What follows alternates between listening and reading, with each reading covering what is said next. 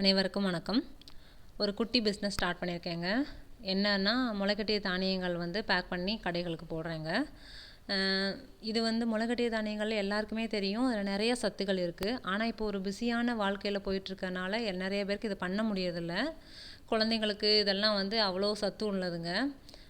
இதை அரைச்சி தோசை மாவோட கலந்து தோசை சுடலாம், அப்படியே சாப்பிட்லாம். அப்புறம் தேங்காய் அதெல்லாம் போட்டு சாப்பிட்லாம், தேங்காய் துருவல்லாம் போட்டு சாப்பிட்லாம். ரொம்ப ஹெல்த் பெனிஃபிட்ஸ் நிறையா இருக்குங்க இதில்.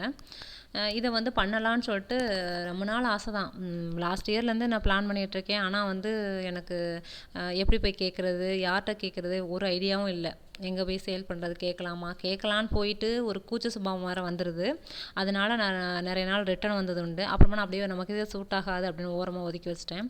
அப்புறமா ரீசெண்டாக நம்மளால் ஒரு 100 ரூபா கூட சம்பாதிக்க முடியலையே அப்படிங்கிற எண்ணம் வந்தப்போ தான் ஏதோ நம்மளால் நம்ம சம்பாதிச்சு ஒரு 100 ரூபானாலும் நம்ம சம்பாதிச்சு நம்ம குழந்தைங்களுக்கு செய்கிறதுல சந்தோஷம் தனிதானங்க.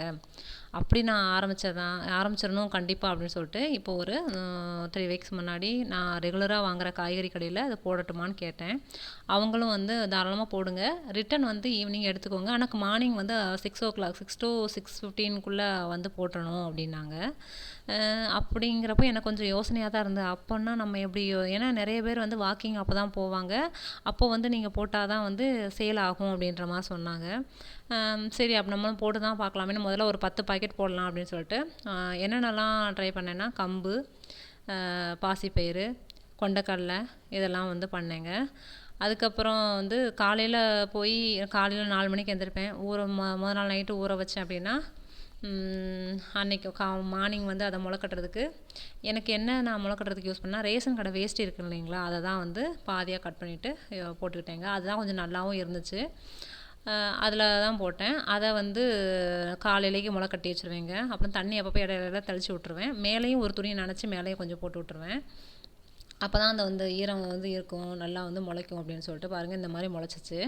அதுக்கப்புறம் அன்னைக்கு ஹோல் பகல் ஃபுல்லாக முடிச்சுட்டு விட்டுட்டு அந்த நைட்டுமே விட்டுருவேன். நைட்டு அது மாதிரி இன்னொரு பேட்ச் ஊற வச்சுருவேன். அப்புறமா காலையில் எடுத்து மறுபடியும் அதை பேக் பண்ணி அதை பேக்கெட்டில் இந்த மாதிரி பேக்கெட் மார்க்கெட்டில் விற்கிதுங்க, அந்த மாதிரி ப்ரெஸ் லாக் கவரு.